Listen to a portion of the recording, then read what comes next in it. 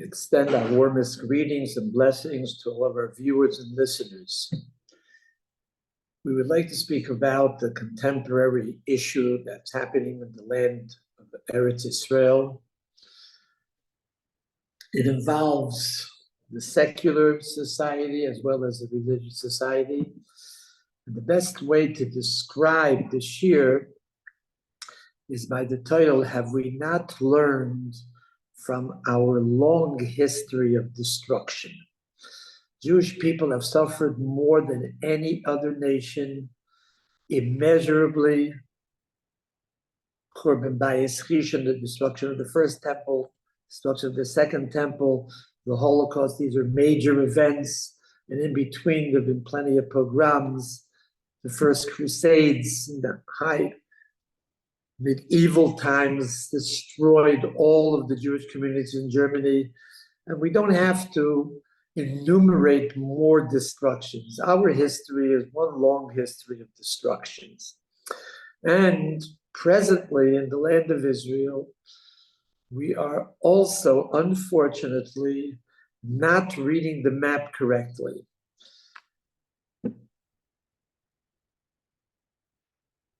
There has been an unprecedented series of terroristic attacks that have taken place the last half year.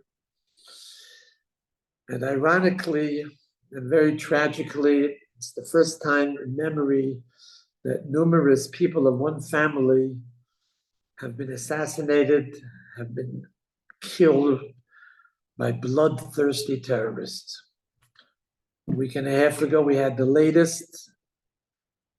Northern Israel, two brothers, one 16, one 17, were killed mercilessly by terrorists. They shot them from a car, and then afterwards they exited the car, at close range, shot them again to make sure 120% that they were not alive.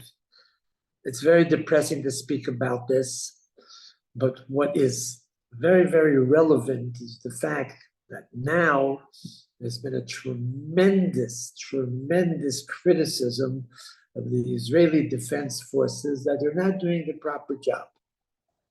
They're not protecting the Jewish people, which is their sworn goal orientation. We're Torah people, and we're not speaking about a Torah perspective. We're speaking about the factual, realistic perspective of a secular society. On Sunday, and as well as yesterday, the hierarchy of the political body, including the Prime Minister, as well as Chief of Staff of the Army, came out with a defense of the Israeli Defense Forces. And the Israeli Army issued the following statement in response to the criticism that they're not doing their job properly. And they said as follows: the events taking place in Israeli society do not spare in any way the Israeli Defense Forces from all sides.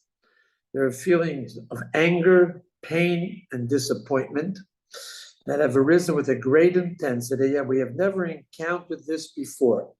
Of course, this is referring to the strife, conflict, and clash between what we call the rightist part of the population, which is represented by the government, and the leftist, which is the liberal, insofar as the judicial overhaul is concerned. What exactly is the judicial overhaul?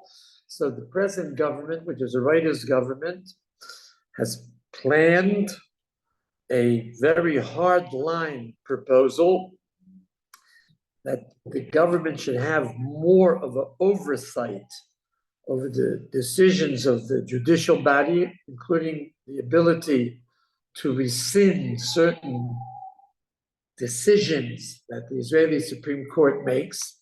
And this is, of course, for the protection of the people, since they're very, very liberal, and on many occasions, due to their extreme feeling of humanity, are very lenient with terrorists and terroristic organizations as well. So this gives more of a consolidation of power to the parliament. And also the government has an increasing oversight over the court system. So this is the proposal of the rightists. This is their agenda. Leftists are very much opposed to it because they said it will simply infringe on democracy, whatever democracy means to them. And of course, we're dealing with a Jewish population, which the leaders of the Jewish population have told us clearly, this is from their statements, it's brought down that today we will decide, in other words, the ego has now become the center and the origin of the moral world, and we feel that we have the autonomy and we understand what's best for the Israeli society, and therefore, even though they have totally rebelled against all authority, they have now totally rejected the authority of the Torah, rejected the sovereignty of HaKadosh Baruch Hu. They want to play God or replace God of the Torah, and they will now establish an egocentric morality, which they already established before, and they want to enforce this, the leftists, which has undermined presently many foundations of society. It's given risen to a world here, just like in America, of crime and violence among the Israelis themselves. But at this point, we'll dismiss that. We will not discuss that point. We'll make, even though it's very, very relevant, and this is, of course, the root of the problem, we will not focus on that per se. What we will focus upon is what the commanders of the armed forces have said. This national crisis over the judicial overhaul has created a clear, immediate, and tangible danger to the security of the state, and it has affected the morale of the armed forces. In other words, this conflict between these two extremes, two mutually exclusive powers almost, two poles that are opposite poles that in no way can come to a compromise, even they speak about a compromise, have undermined the national security. And they say directly it's a causal nexus for all the terrorist attacks that we have. Even after the leftists and the liberals have gained tremendous gains due to their demonstrations, which disrupted the entire nation, disrupted society, they have gained that one of the appointees on the judicial body that appoints judges, and they appoint judges to the Supreme Court as well, so they have a leftist liberal that has been appointed. This, of course, was a major victory for them. So we would have thought that they would stop with the demonstrations, because the demonstrations have been triumphant and victorious for them, and against all odds on this new judicial body that has to now consist of 9 members, that they will be the ones that will appoint judges as well as Supreme Court judges. They have won, but the demonstrations have grown more intense. What's remarkable is that the people now that participate in these events are doctors, lawyers, bankers, people from the Secret Service, former generals, former politicians. Every sector of the Israeli society is now represented in these demonstrations. This is something new. First-hand information. We know from a halachic point of view that there are 2 types of testimony which are simply incontrovertible. One happens to be Bohorov Baraglov, a very famous Gemara in Baba Kama, where people testify that a certain person has been killed or drowned. They saw it. And all of a sudden he appears. So these witnesses, of course, are false witnesses. And this is something that Rishonim said is clear. It's as clear as the sun at high noon. The first set of Eidim, the first set of witnesses are false witnesses. Their testimony is totally false. That's incontrovertible. And if somebody speaks innocently, not thinking in any way, and not having any intention of saying testimony against somebody. So I heard from a very reliable source, an unassailable individual of integrity and honesty, who told me that a major doctor of a hospital participated in one of these demonstrations, and he was very alarmed about this. I know this individual for 48 years. His integrity is unassailable. His character is a character of high morality and ethicism. He was shocked, and he told me, he asked this doctor why he participated. So he said very simply, because he got 750 shekel, he was paid that amount of money to participate, and it's very difficult for him to earn 750 shekel legally here without having to deceive the Internal Revenue. Recently, a few weeks ago, found out, a family made an investigation of a professor, no question about it, he was a professor in a major hospital, and unfortunately one of his patients was prescribed the wrong drugs and he's in critical condition. After an exploration of the family, they investigated it. So it came out that he was appointed by political cronyism. And now, in a certain hospital in Eretz Yisrael, without mentioning which hospital it is, we don't want to terrify anybody, we don't want to scare anybody, but there's a big question among people in the know whether these appointees are qualified doctors, are real, genuine, authentic professors, or it was due to cronyism. And all the people across the entire sector of the Jewish population who participate in these demonstrations are suspicious of being paid, and being paid well, by certain malevolent forces. But in addition to that, is a question whether all of these people were appointed due to the fact that they're qualified for their positions, or they were appointed through protectia, pull, they're not qualified, simple cronyism.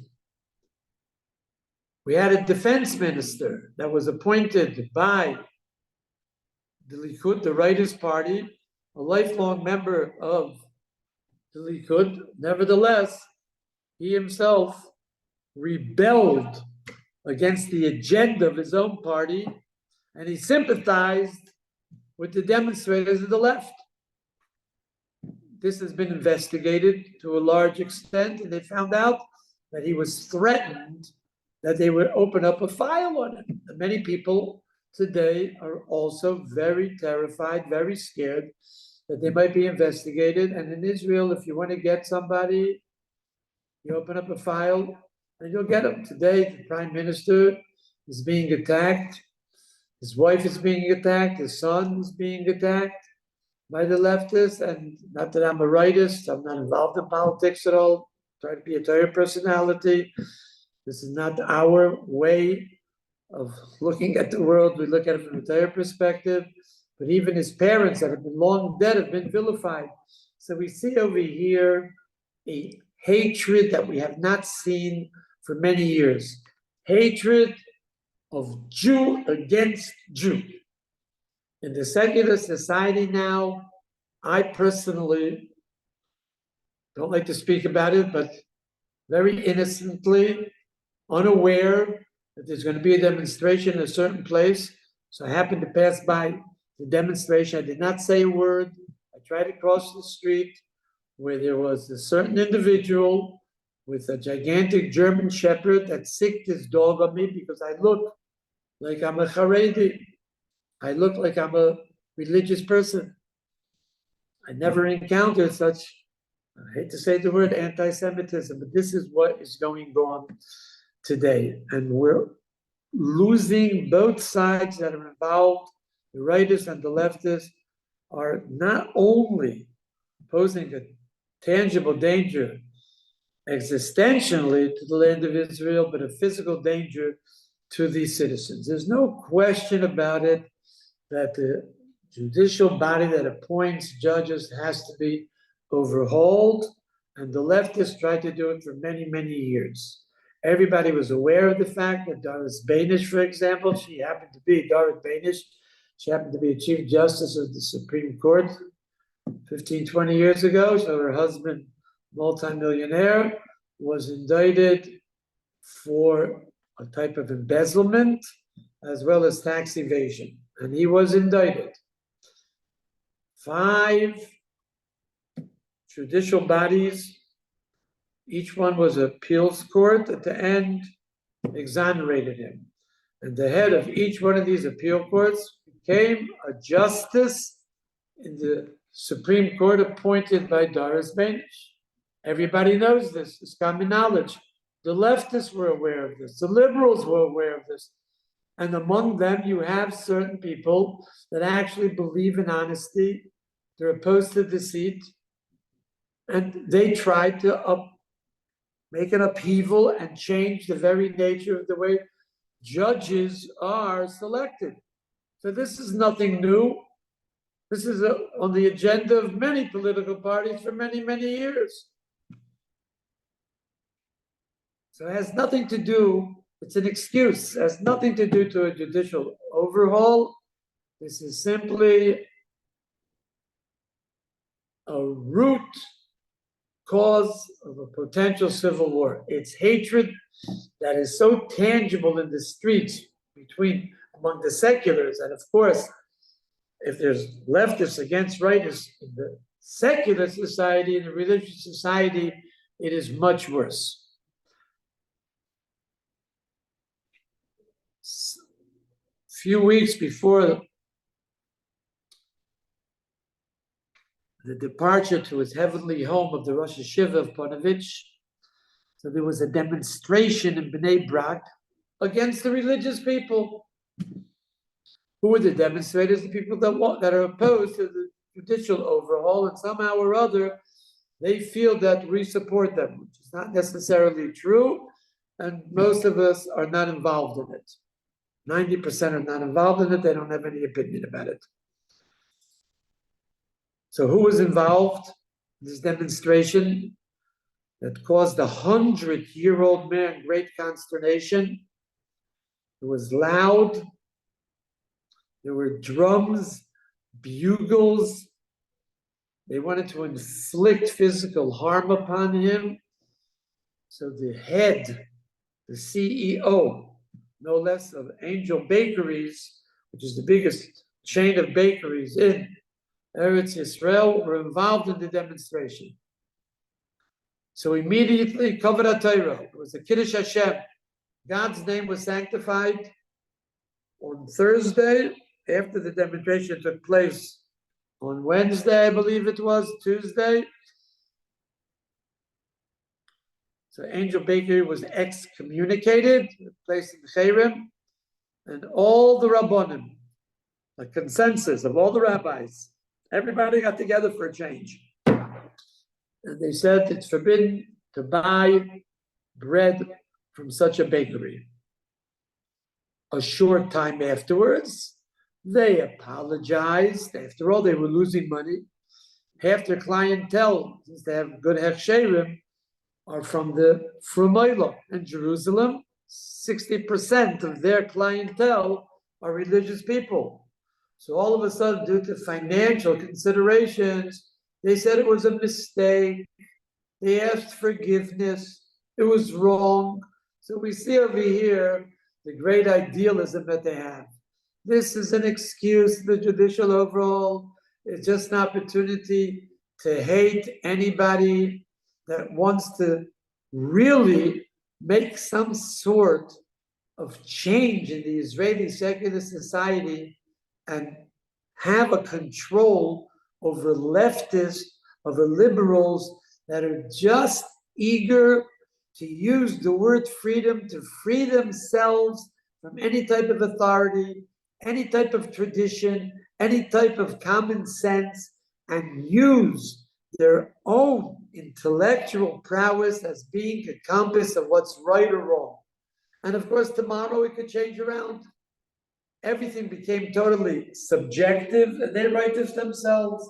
This is from their, so to speak, propaganda, that whatever is traditional standards mean absolutely nothing. It's an age where doing your own thing becomes the overriding norm, and they understand that this is the way the Israeli society has to now be established. The truth of the matter is, and it's very difficult to say this, and I don't mean this exactly the way it's said, but I think it has to be said, that we believe that all types of influences that come into the world, all type of movements that unfortunately, negative movements, or as the great philosophers of previous generations said, there's a negative freedom to free yourself from all norms, to become a behemoth if you want. Very negative type of freedom, freedom from all authority, freedom from everything. So unfortunately, we have to also make a cheshbon hanefesh. We have to undergo self-examination, self-introspection in a ruthless way. What is our responsibility for this deterioration and degeneration of a hatred that we have not seen since World War II of Goyim against Jews? It's the most intense it's ever been. And again, the point is not against the religious segment of the society, but against the secular segment of society as well. Those that disagree with them. Anybody who disagrees with them, they don't understand. They don't understand themselves either, but that's their motto. And the real underlying trouble is with us, because we believe that everything emanates from Torah, whether it's positive, every shefa, bracha, v'atzlacha, everything good, every success in the world, every blessing in the world is due to the fact that the population, a segment of the population that is learning Torah the way it should be learned, they're moral, ethical people that sacrifice under difficult conditions, when there's powers that are working against them, economic powers, social powers, they don't know whether they can marry off their children, financial straits, nevertheless, they're committed to learning Torah, and we, Torah people, believe that every positive blessing comes from these people, from Torah. That's what we believe. The existence of the world is due to Torah. The entire world is sustained because of one great person, Nina Mendoza, of a number of thousands of years ago, and today it's by the Bnei Torah. Nevertheless, we have not been spared machloikes, strife, conflict, and clash among ourselves. And this we have to take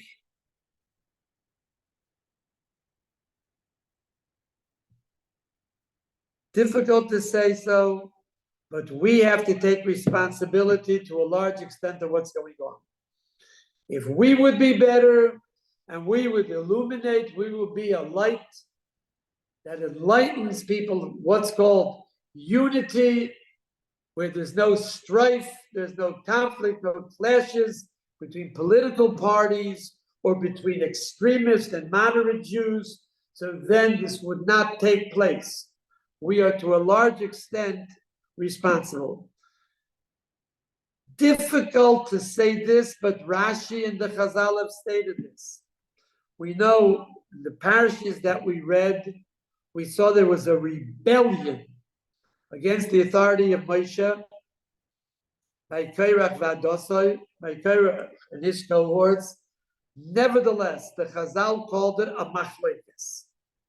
There was a machlokes, there was strife, there was conflict, there was clash between Korach Vadosai and Moshe Rabbeinu concerning whether Moshe Rabbeinu had the right to appoint Aaron, his brother, to be a Kohen who was appointed by HaKadosh Baruch Hu, and Moshe just relayed the message.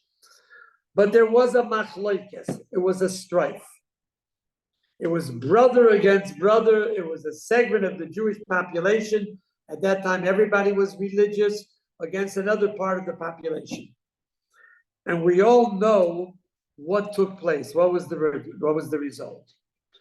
However, when we read the Rashi, we are startled. I've been running this Rashi 50 years, 55 years. Each time I'm astonished. Vayalu meyal mishkan Korach dosav avira misaviv v'dosavim yotzu nitzavim pesach aleim v'nisheim v'neim v'tachon. So the Torah tells us very, very tersely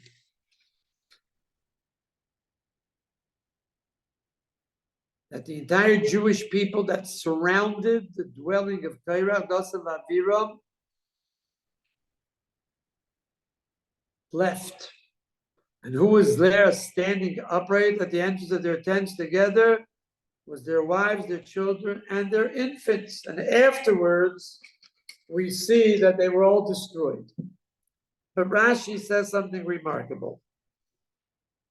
Rashi says, Boyurei, come and see. In other words, it's not obvious. Boyurei, come and see. What's not obvious? Kamut kosher hamachlekes.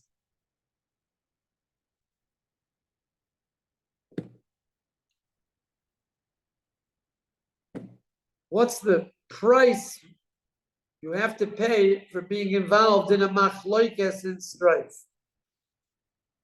Unbelievable. Boyarei, we have to investigate this. Sharei bezdin shalmato einoinchim elo achiyovi shtei cyrus. Ubezdin shalmalo adeskim shono. Tekan ovdu af yoinke shodayim. No court of law, no Jewish court of law punishes young children. No Jewish court of law will punish somebody who is not after the bar mitzvah, and the divine heavenly court waits till 20 years. So no court of law punishes children, infants, suckling children. But the sin of strife, conflict and clash, says Rashi, is so grievous that its punishment and penalty extends even to suckling babies. Boy, Yorei, come and see. Unbelievable. And this is something which Moshe wanted to avoid. Vayalu meyal mishkan Korach dosav aviram. And Moshe Rabbeinu, beforehand, the pasuk tells us something remarkable. This is one of the most remarkable psukim possible. But before we get to there, so I believe in the Boyurei, we translated the words. However, it would be important to add an insight of the great Reb Reuven Grozovsky. Reb Reuven Grozovsky explains what's the pshat, what's the meaning of Boyurei. It's not obvious. Why is it not obvious? Because the Chazal told us that we're dealing with people that denied Moshe Rabbeinu's nevuah.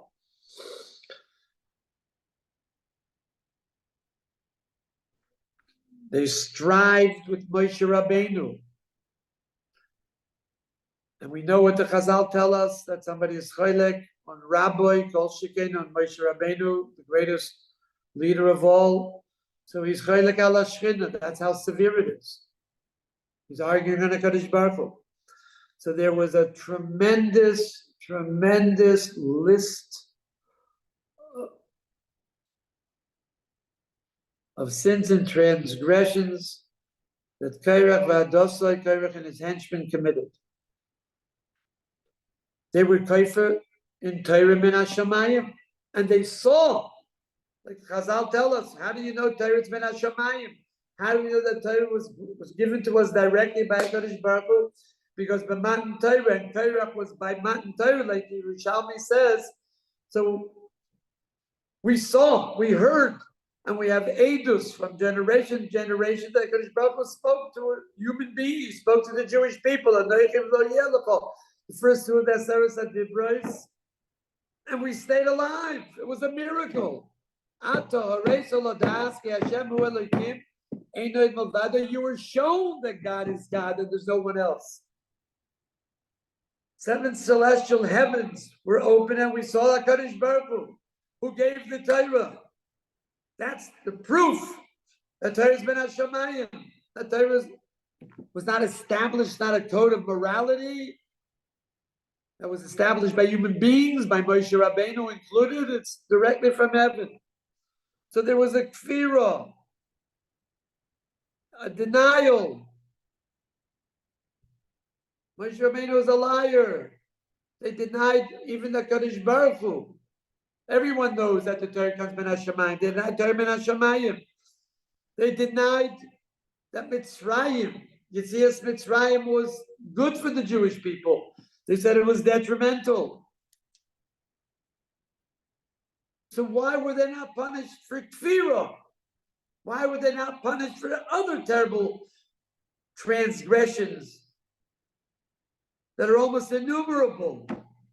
Severe transgressions, a kaifa b'ekel, a kaifa b'Moshe Rabbeinu, denied the goodness of HaKadosh Baruch Hu and the kindness that he took us out of Mitzrayim, better to be in Mitzrayim.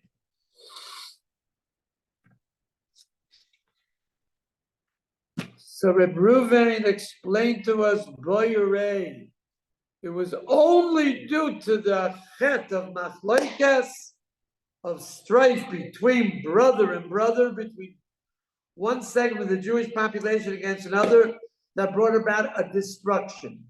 Of course, one could argue that only those that precipitated the machlokes, they were lost. No, it would have been also the other side. Moshe Rabbeinu had to be mispalto HaKadosh Baruch Hu and say if one person sins, everybody should be punished. Nevertheless, HaKadosh Baruch Hu said that anybody that was in close proximity geographically to Kerech V'Adosa will also be swallowed.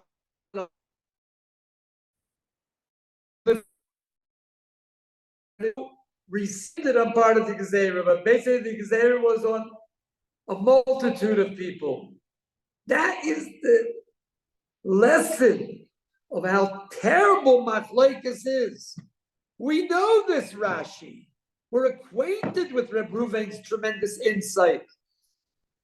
Unless we have Reb Ruvain and his depth and explain to us Boyurei, it's not obvious. And nevertheless, we continue along our merry ways with all the tzaras that we have.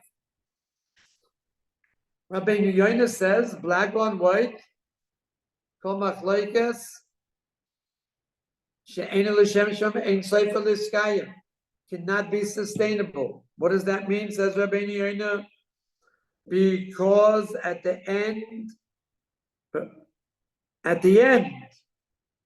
we don't know how long it'll be. But what does it mean, ein sofer l'skayim? The end is that it's not sustainable. And of course, the classic example is Kerech V'Adosai.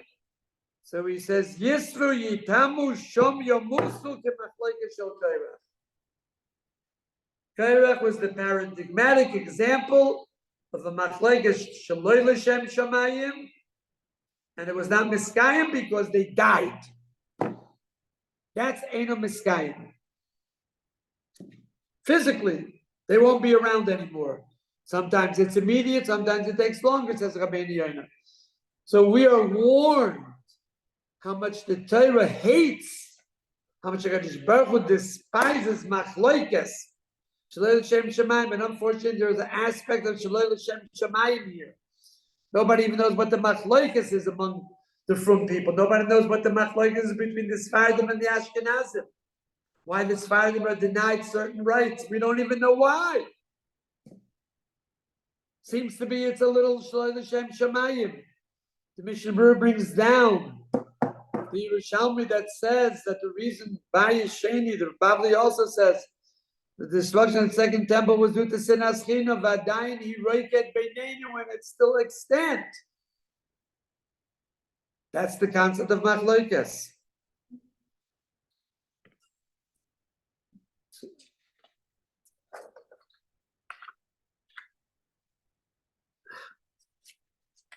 Moshe Rabbeinu tried his utmost to make sure there's no machlokes. And he actually, the Pasuk tells us, Vayokam Moshe vayelech el Dosam v'Aviram. He went to Dosam v'Aviram.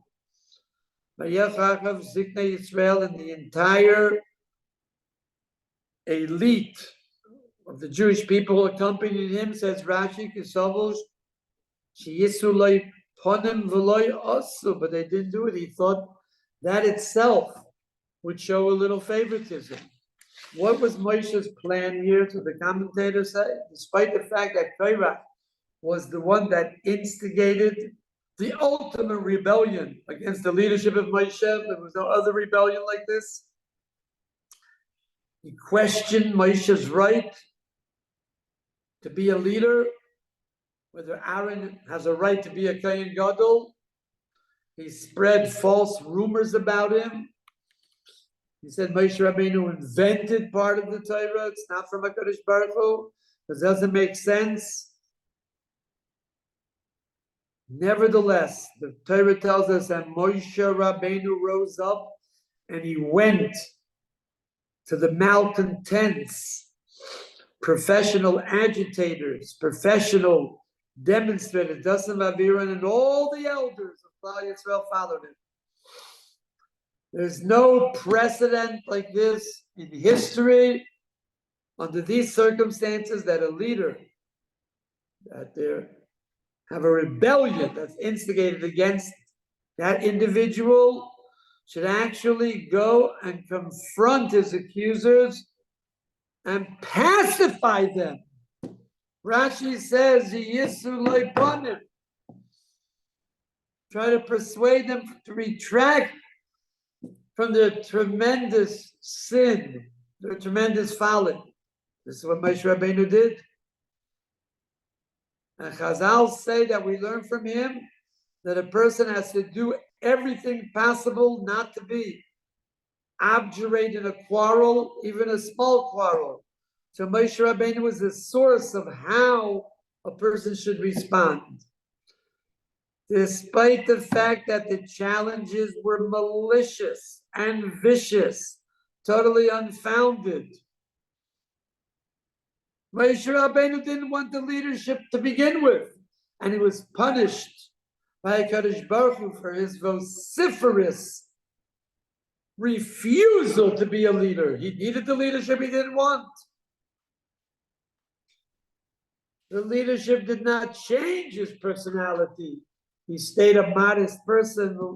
Moshe Rabbeinu was on a bikolot nashal pnei adama. And the commentators say, the Sfarnai especially, where he showed the people there was a great educational act, that individual honor, kavod atzmi, personal glory mean nothing. The prime ingredient of a leader is to avoid the worst possible tragedy among a nation that should be united and that it should not become divided. Even if personal pride is lost in the process, because there cannot be any personal pride if the community is in disarray. If we ask ourselves a question, and it's a legitimate question, why? Reb Ruven Rozovsky, the great one, made an original insight. But why is it? Why is machloikes so severe that innocent babes are punished? We don't understand it, but that's what the Chazal tell us. It's a fact of life. So the one that discusses this is the Meir Simcha. And the Meir Simcha said one of the most remarkable insights into Torah wisdom and scholarship. A loose translation. To emulate God's ways, basically to be kind, be considerate, to be compassionate, to be sympathetic. So this is a fundamental principle that saves society.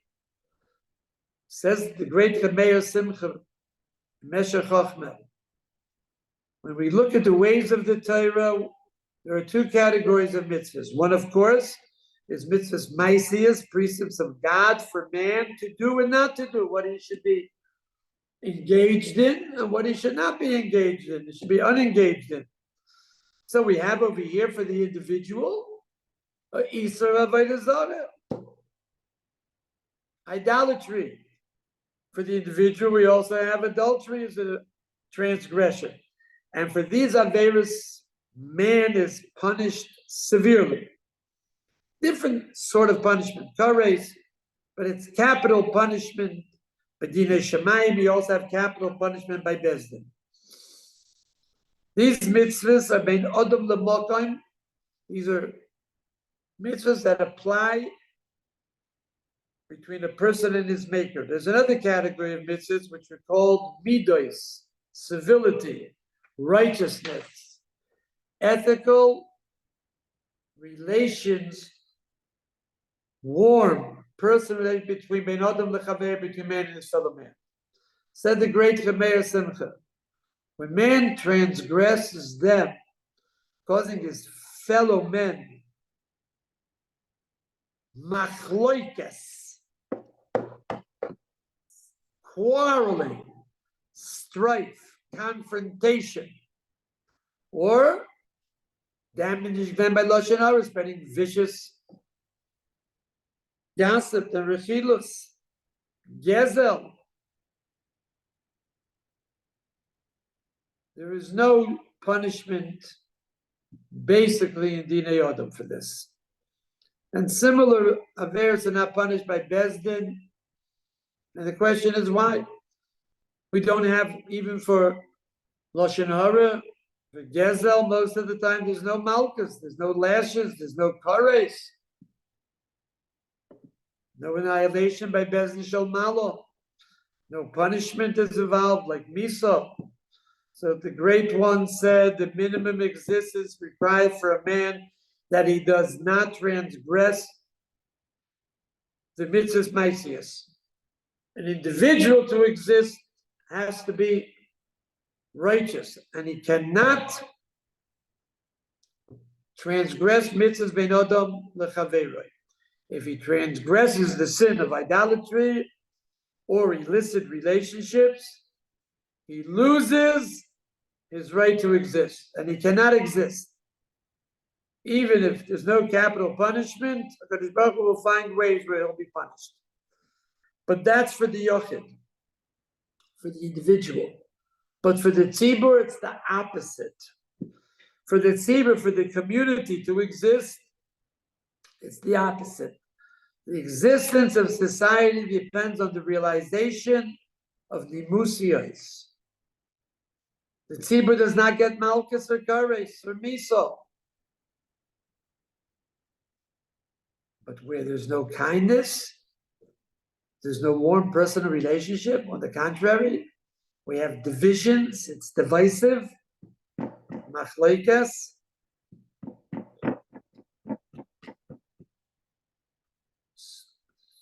So the community loses its right to exist. There'll be a churban. That brought about first destruction of the temple. Excuse me, that brought back the second destruction of the temple. That's causing all of our problems today. It's not as bad as the Holocaust, it's a mini Holocaust.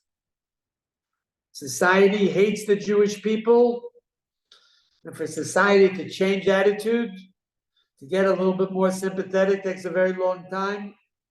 After all the Jewish people suffered, you would think that the nations of the world will be a little more sympathetic. They're not.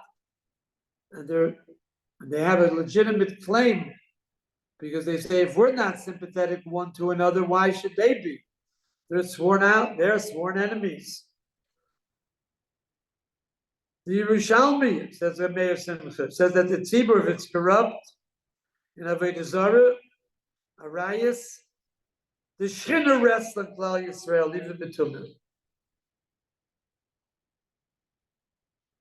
The Shechina would not depart, even if the society at large, from a total point of view, is over Arayas. But if there will be a Chisaron in Midas Taivis, good ethical dispositions, morality, it's corrupt. Ben Adam Lechaveroi, society of crime, of civil corruption, of deceit, of machlokes, like the animals of the jungle, and the Kadosh Baruch Hu punishes the society, and their very existence, Rachmana litzlan, God forbid, is endangered. So we see, in short, the minimum rights for existence of the individual depends on the mitzvahs ben Adam l'mokom, between man and God. The minimum rights of society depends on the civility and the good manners between man and man. From this we see the existence of the tzibur, of the community, depends on the emulation of God's midos. V'olachta b'drachov. It's a halachic category, it's a universal rule, and this will be the only thing that will save us. It's not that difficult. We should all be inspired and motivated to save the community and the society and the land of Israel, and we should be zoicha to the Gula Shlema, to the salvation, very shortly.